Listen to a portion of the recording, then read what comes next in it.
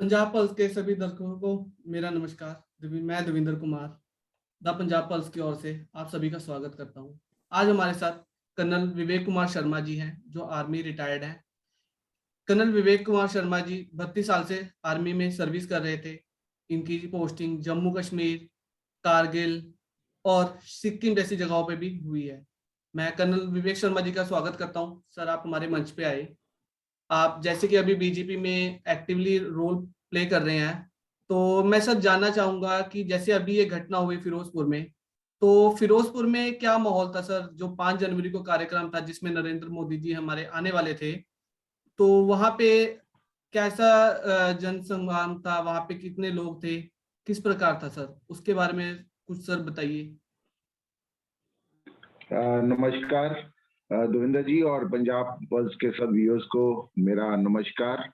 और मेरा जब ये रैली हुआ तो मैं 3 तारीख को फिरोजपुर चला गया था और 3 से लेकर 5 तक पूरा टाइम 3 दिन वहीं पर हम पूरा रैली को सुपरवाइज कर रहे थे, देख रहे थे कि क्या अरेंजमेंट है। तो पुलिस काफी तादाद में थी। तीन इनफैक्ट 4 तारीख से ही 5 तारीख को काफी ऑलमोस्ट 6-7 हजार पुलिसकर्मी होंगे। इन्होंने कंट्रोल रूम अपना एकदम रैली के पॉइंट के पास ही बनाया हुआ था। और एज पर बीजेपी कार्यकर्ता की बात है तो बहुत उत्साह था फिरोजपुर में, लोगों में बहुत उत्साह था कि प्राइम मिनिस्टर मोदी जी हमारे शहर आ रहे हैं। तो एक ऐसा माहौल था जैसे एक बहुत बड़ा त्योहार हो। और सुबह शहर में प्रभात फेरी होती थी। फिर जहां भी बात करो सबका ये था कि प्रधानमंत्री को हम सुनने जाएंगे। तो बहुत उत्साह था 2 दिन। और पुलिस भी काफी थी तो सिक्योरिटी भी काफी टाइट थी रैली के आसपास, मतलब वहां पर एटलीस्ट चेकिंग वगैरह हो रही थी। तो 5 तारीख सुबह से ही बारिश शुरू होने लगी, इनफैक्ट रात से ही बारिश हो रही थी।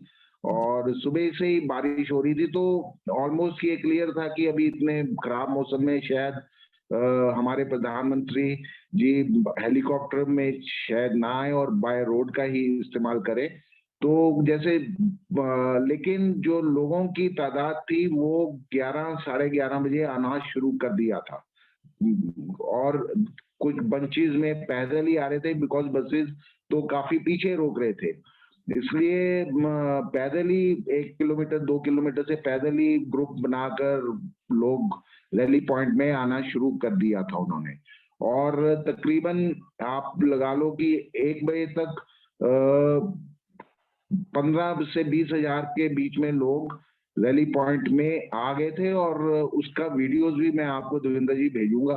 जो ये एक प्रोपोगंडा चल रहा है कि जी सिर्फ 700 आदमी थे, तो वो आप मेरी इंटरव्यू के साथ ही आगे वो क्लिप्स ज्वाइन कर देना, जी ताकि एक्चुअल में पंजाब के वासियों को पता लगे जो ये प्रोपोगंडा कर रहे हैं कि सिर्फ 700 आदमी था, 800 आदमी था। देवेंद्र जी 7-8 हजार तो सिर्फ पुलिस के कर्मी थे रैली पॉइंट में। अगर 7-8 हजार आदमी पुलिस कर्मी रैली पॉइंट में है तो आपका मतलब कि अगर वो 7-8 हजार बंदे 700 आदमियों के लिए वहां थे, क्या इनको इंटेलिजेंस को पता नहीं था कि इतने आदमी 1 लाख के ऊपर आदमी आएगा? तभी तो इतनी सिक्योरिटी लगाई थी। जी बिल्कुल तो सर। अगर ये कहें कि सिर्फ 700 आदमी है तो इसका मतलब इनको इतना भी नहीं आइडिया था कि बीजेपी के कितने आदमी आएंगे। अगर 8 हजार आदमी पुलिस का लगा था तो इसका मतलब 1 लाख के तकरीबन आने का इनको भी पूरा था कि लोग पहुंचेंगे। और लोगों ने पहुंचना भी था। इतनी बारिश के बावजूद भी 15 हजार तो उस वक्त भी थे, जबकि पूरे पंजाब से हमारी 3,425 बसों को रोका गया। और ये नहीं कि कहाँ 15-20 लोग बैठे हैं जो अपने आप को किसान कह रहे थे उन्होंने रोका, नहीं, उन्होंने नहीं। 15-20 ग्रुप का एक बंदा है, उससे 10 किलोमीटर पीछे बसेस रोक दी। अगर और उनको वहां से जाने, उनको बोला कि जाने नहीं दिया। तो हमारे कार्यकर्ता जो कार्यकर्ता के जो पंजाबी पंजाबी आ रहे थे अपने प्रधानमंत्री जी को सुनने के लिए, तो उनको कहा भी कि हमें हमारा हक जो प्रधानमंत्री जी को सुनने का, क्यों हमें वंचित कर रहे हो उससे? तो अगर किसान जो आप कह रहे हो कि ये किसान है, पहले तो किसानों ने अपना क्लियर कर दिया था कि हम रोकेंगे नहीं। लेकिन फिर भी अगर आपके 15-20 आदमी कहीं रुक ही रहे हैं तो पंजाब पुलिस को चाहिए था उनको वहां से क्लियर करते, ताकि जो कार्यकर्ता की बसेस थी वो आ सकती। तो ये, या फिर अगर आप उनको क्लियर नहीं करना चाहते थे, उनको साइड में नहीं करना चाहते, तो दूसरा रूट से लेके कर दो। लेकिन आप ट्रैफिक तो नहीं ब्लॉक कर सकते ना। आप किसी का जो अधिकार है अपने प्रधानमंत्री जी को सुनने का, उससे तो नहीं आप उसको वंचित कर सकते। तो अगर उनका किसान भाइयों का था कि उन्होंने प्रोटेस्ट करना, ठीक है, प्रोटेस्ट करने का अधिकार है, लेकिन बाकियों का भी तो, देशवासियों का अधिकार है कि वो जो हमारा प्रधानमंत्री जी आ रहे हैं हम उनको सुने, वो भी हमारा अधिकार है। उससे हमें वंचित क्यों किया गया? एक सबसे बड़ा प्रश्न ये भी है। और वंचित किसने किया? एडमिनिस्ट्रेशन ने, जो गवर्नमेंट से कह लो या जैसे भी कह लो, लेकिन वंचित एक पंजाबी को उसके हक से वंचित कर दिया आज की कांग्रेस की सरकार ने। और पुलिस ने साथ उनको पूरा सपोर्ट किया बसेस को रोकने का और बसेस को वहां पर खड़ा करने का। और जो वीडियो क्लिप्स आपको मैं भेजूंगा उसमें आप देख लो कि कितने आदमी थे, आपको खुद ही पता लगेगा कि 700 और 15-20 हजार आदमी में फर्क कितना है। वो कोई कोई वीडियो से बनाई हुई फोटोग्राफ्स नहीं है, वो एक्चुअल फोटोग्राफ्स ऑन ग्राउंड जो हमने ली थी वो है।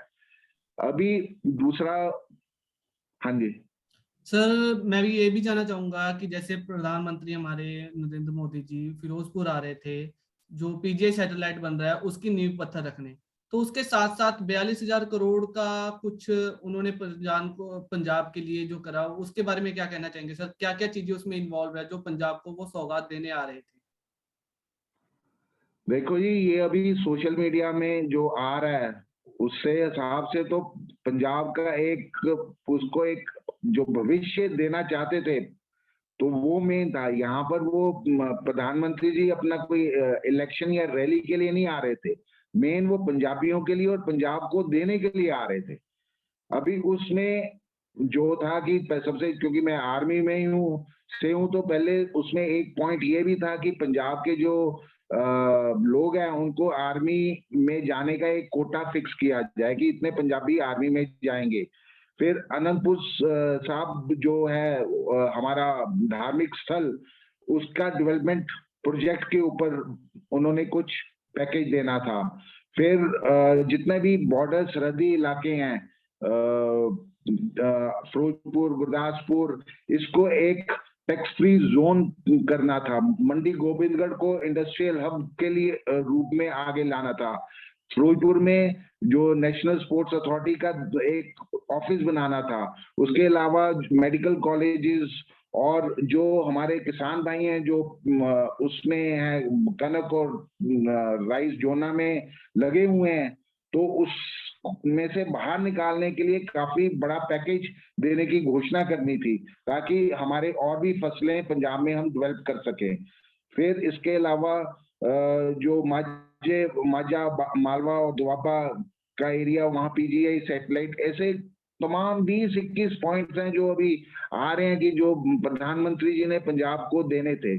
सबसे बड़ी बात कि जब कोई प्रधानमंत्री जी आ रहे हैं स्टेट में, तो वो कोई सिर्फ रैली और इसका मुद्दा नहीं है, वो तो वैसे ही उनका प्रचार काफी है। मेन है कि जो स्टेट को कुछ, जो अभी तक हमें वंचित हुए हैं, वो हमें चीजें मिले। जो हमारा पंजाब का कर्जा है उसको हो सकता है वो भी माफ कर देते, लेकिन ये सब बातें सुनने के लिए ही पूरे पंजाब से पंजाबी आना चाहते थे और प्रधानमंत्री जी को सुनना चाहते थे। लेकिन कुछ चंद लोगों ने और सरकार ने मिलकर हमारा एक जो भविष्य था, जो हमें अपने भविष्य के बारे में जानना था, उससे हमें वंचित कर दिया। और दूसरा उनका सिक्योरिटी के ऊपर भी, क्योंकि एक्स सर्विसमैन होने के नाते मैं बात करना चाहूंगा। अभी देवेंद्र जी, जो सिक्योरिटी, जो प्रधानमंत्री की सिक्योरिटी है, ये ऐसी सिक्योरिटी है जिसके ऊपर पूरी बुक लिखी हुई है, किताबें लिखी हुई है और कई जगह पर प्रतियां हुई हैं। अभी जब प्रधानमंत्री जी ने आना होता है किसी भी स्टेट में, ऐसी स्टेट की उसकी आईबी के साथ मीटिंग करती है 3-4 दिन पहले, उनकी मिनट टू मिनट, ये नहीं मैं कह रहा कि जनरल, एक एक मिनट की डिटेल के ऊपर डिस्कशन होती है, और उसकी उस एक एक मिनट की डिटेल और उसके सिक्योरिटी और उसके अरेंजमेंट के ऊपर डिस्कशन होती है, और जितने भी मीटिंग में बैठे होते हैं वो साइन करते हैं कि हमें इन चीजों का मालूम है। ये 3-4 दिन पहले हरकत शुरू होती है। जब भी कोई वीआईपी किसी भी स्टेट में विजिट करे, जैसे प्राइम मिनिस्टर हुए, प्रेसिडेंट साहब हुए, या कोई वीआईपी जिनके ऊपर उनका हर एक वीआईपी का अपना अपना सिक्योरिटी प्रोटोकॉल है, उसको फॉलो करना जरूरी है। उसको फॉलो ना करना मींस ब्रीच ऑफ सिक्योरिटी, उसके लिए किसी को कोई माफी नहीं मिलती। मैं एज एन एक सर्विस एक्स सर्विसमैन बता सकता हूँ, मैं जेएनके में था, हमें भी काफी ऐसे जब भी प्रधानमंत्री जी आते थे, क्योंकि वहां पर फौज का काफी था, तो हमें एरिया को सैनिटाइज करने की रिस्पॉन्सिबिलिटी मिलती थी। अभी जब प्रधानमंत्री जी ने जब बठिंडा पहुंचे, अभी ये प्लान्स और आने से पहले ही डिस्कस हो जाती हैं कि हेलीकॉप्टर में जाएंगे तो कितना टाइम लगेगा, कैसे, अगर हेलीकॉप्टर से, अभी तो विंटर्स का सीजन है, सर्दियों का सीजन है, अभी बारिश हो रही थी, वेदर पैक था, लेकिन वैसे भी अगर फॉग होती तो भी हेलीकॉप्टर ना आ पाता। तो उसके लिए प्लान बी, रूट से जाना है तो वो पूरा डिस्कस किया जाता है। अभी रोड से जाना है तो रोड का एक एक किलोमीटर को सैनिटाइज करने की जिम्मेवारी किसकी है, वो डिस्कस होती है। वो बेसिकली जितनी भी रोड सैनिटाइज होती है वो स्टेट की पुलिस करती है। तो उसमें स्टेट पुलिस के जो थाने हैं, जो डिस्ट्रिक्ट लेवल के, उस हिसाब से उनकी ज्यूरिडिक्शंस बांट देते हैं कि इस किलोमीटर से लेके इस किलोमीटर तक इसकी है, इसके आगे। अभी उस पूरे तमाम रूट में सैनिटाइज करने का मतलब कि उस तमाम रूट में आसपास की सिक्योरिटी चेक की जाएगी।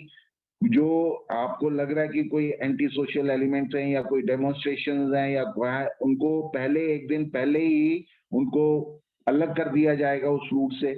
फिर उसके अलावा आपका अगर जरूरत पड़े तो स्नाइपर्स भी कहीं पर रखने पड़ते हैं। आपकी थ्रू आउट 24/7 उस एरिया की ऑब्जर्वेशन होती है, और इंटेलिजेंस भी उसमें पूरी इनकॉर्पोरेट होती है कि अगर कहीं पर कहीं भी आप उसको अननेचुरल चीज नजर आती है तो वो प्रोटोकॉल के हिसाब से ऊपर तक उसको अपने व्यूज भेजते हैं। कम्युनिकेशन पूरा एस्टेब्लिश होता है, ये नहीं कि गाड़ी चल पड़ी और देखा जाएगा। तो अभी जो प्रेजेंट सिक्योरिटी लैप्स हुआ है, ये बेसिकली एक इनकॉम्पिटेंसी ही मैं कहूंगा, और या केयरलेसनेस, मतलब जिसको बख्शा नहीं जा सकता। जिसने भी यूनिफॉर्म डाली है या जिसने नहीं भी डाली है, ये एक्सेप्टेबल नहीं है। और उसके अलावा जब रूट सैनिटाइजेशन के बाद वेन्यू की सिक्योरिटी, उसमें वेन्यू की में कोई हथियार ना आए, कोई दूसरी चीज ना आए, स्निफर डॉग्स हो, पूरा क्राउड मैनेजमेंट, ये सब सिक्योरिटी के अंडर ही आती है। सर, आज जैसे कि आज की न्यूज में भी आया कि तीन बंदे पकड़े गए, उनके पास से 2 हैंड ग्रेनेड मिले, और फिरोजपुर में ही एक पाकिस्तानी बोट भी मिली थी 5 जनवरी को। पाकिस्तानी एक बोट वहां पे मिलना फिरोजपुर में बड़ी बात हो सकती है कि मतलब ये क्या पहले से ही तय था कि उन लोगों को पता था कि हाँ कुछ ऐसा होने वाला है, या उन्होंने जानबूझ के करा? नहीं, इसमें आप कॉन्स्पिरेसी एंगल कह रहे हो, उसके ऊपर ये तो बोट मिलना, हैंड ग्रेनेड मिलना तो बहुत माइनर बात है। सबसे बड़ी बात है कि हमारे प्रधानमंत्री जी को ओवर ब्रिज के ऊपर 20 मिनट रुकना पड़ा, और वो 20 मिनट का थ्रेट कुछ भी हो सकता था ना। आगे जाने की गाड़ियां ब्लॉक थी, पीछे में उनका कॉन्वॉय था, और गाड़ियां आ जाती थी और ब्लॉक हो जाता है। उस 20 मिनट एक किस्म से ये आप कह सकते हो फौजी लैंग्वेज में एम्बुश टाइप था। वो नहीं मैं कहता कि ऐसा कुछ हादसा हो जाता है या होना वाला था, उसके बारे में मुझे नॉलेज नहीं है, लेकिन ये चांस पक्का है। ये मतलब कि जो उनको वनरेबल कर दिया वो किसी चीज से कम नहीं है। हुआ या नहीं हुआ, या होना था या नहीं होना था, वो बात अलग है, लेकिन ये ब्रिज जो सिक्योरिटी की हुई है, वनरेबल तो हमारे प्रधानमंत्री जी हो गए ओवर ब्रिज में 20 मिनट के लिए। तो खुदा ना खास्ता कोई स्नाइपर, ड्रोन, कुछ भी, मतलब कुछ होने को तो कुछ भी हो सकता था। जी तो जी सर। उसकी जिम्मेवारी तो किसी को लेनी पड़ेगी ना, किसी को करना ही पड़ेगा। ये हम सिर्फ वो नहीं कर सकते कि जी हुआ नहीं है, कुछ नहीं है, भगवान ना करे कि कभी ऐसा सिचुएशन आए। लेकिन आप सिक्योरिटी के मामले में ये नहीं आप कर सकते कि हुआ नहीं तो सिक्योरिटी में लैप्स नहीं है। सिक्योरिटी का लैप्स मीन्स कि अगर हुआ है, नहीं हुआ, जो ब्रीचेस हुई हैं वो हुई हैं, वो हो सकती थी, कुछ भी हो सकता था। Okay sir. तो सर आपके विचार जान के हमें अच्छा लगा, और बाकी लोगों को भी ये जानना चाहिए कि हाँ किस प्रकार पंजाब में ये सब हो रहा था। धन्यवाद सर, आप हमारे मंच पर आए और अपना कीमती समय दिया। धन्यवाद। Thank you.